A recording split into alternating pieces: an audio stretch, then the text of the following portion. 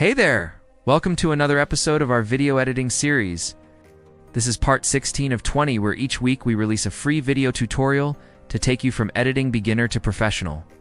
So if you're a video editor or aspiring editor and you want to improve your skills, be sure to like this video, subscribe, and click the bell icon so that you never miss an upload.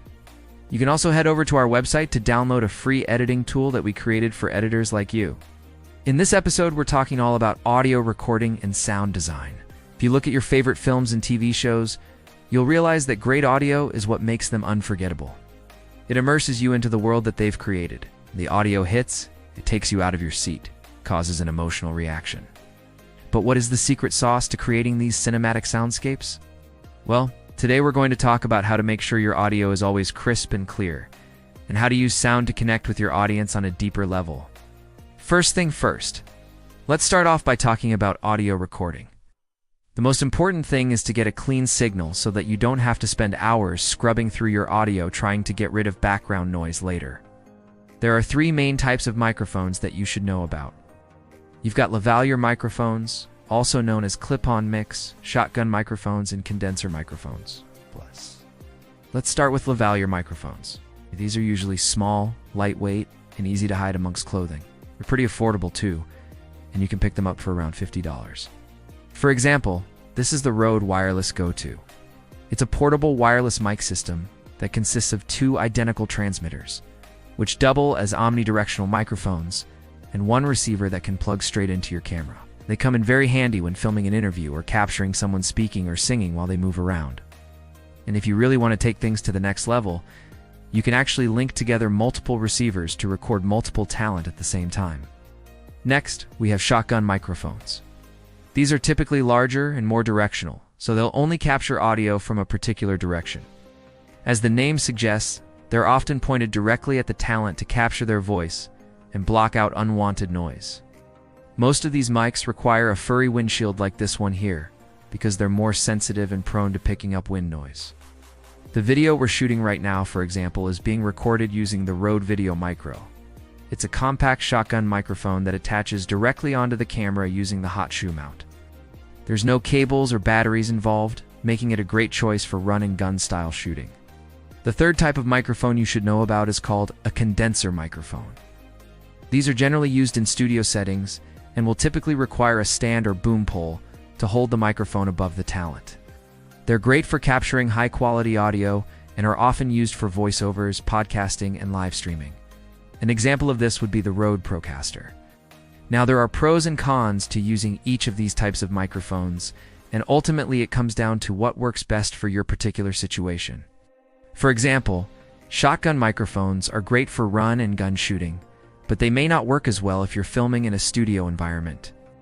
On the other hand, condenser microphones are excellent for studio work, but they may not be as portable if you're planning to film on location. Next, you'll want to make sure to record in a quiet environment to prevent any unnecessary background noise. You might think it's easy to do, but when you start looking for background noise, you'll be surprised just how much there is. Just listen to all the noises happening around me right now. There's traffic outside, there's fans buzzing, the air conditioner's kicking on, and there's even a plane flying overhead. All of that sound needs to be accounted for.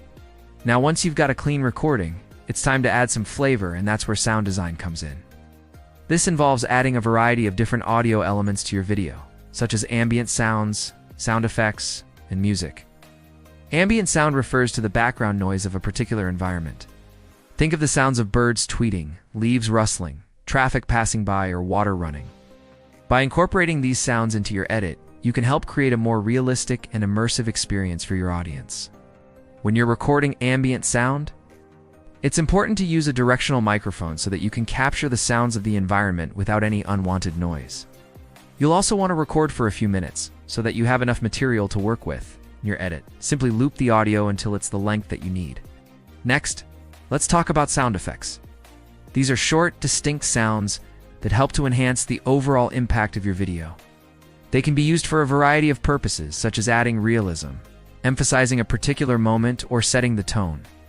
For example, you could use the sound of a door creaking open to build suspense, or the sound of glass breaking to emphasize a moment of impact. Sound effects can really add a lot of depth to your videos, but it's important to use them sparingly. Too many sound effects can be distracting and take away from the overall impact. Music is also an important element of sound design. Music can set the tone of a video and evoke a certain mood.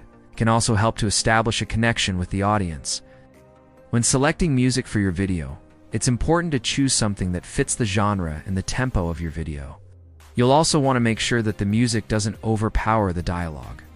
If you're looking for music to use in your videos, you can use a library like Artlist Epidemic Sound or our very own Audio Hub, which we built specifically for creators like you. We've put together hundreds of royalty-free tracks that you can license for use in your content. The final step in audio recording and sound design is to sync your voiceover. This is a process of matching the audio with the video so that they play back together properly. If you're doing a voiceover, you'll probably want to import the audio file into your editing software and then adjust it until it matches the video. You can also use the built-in tools to clean up your audio by removing any background noise or adjusting the levels. Let's take a look at some examples.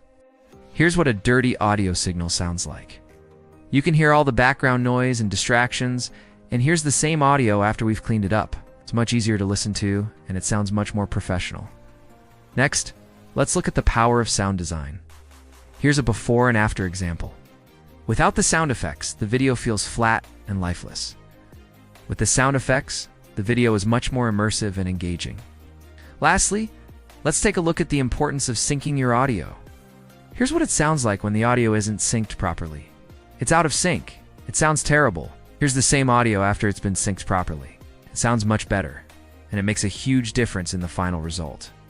So as you can see, audio recording and sound design are essential components of creating high-quality videos.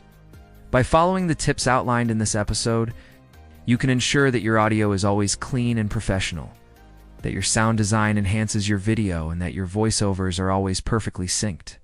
Remember, bad sound ruins good visuals. So make sure to put the same level of care and attention into your audio as you do into your video.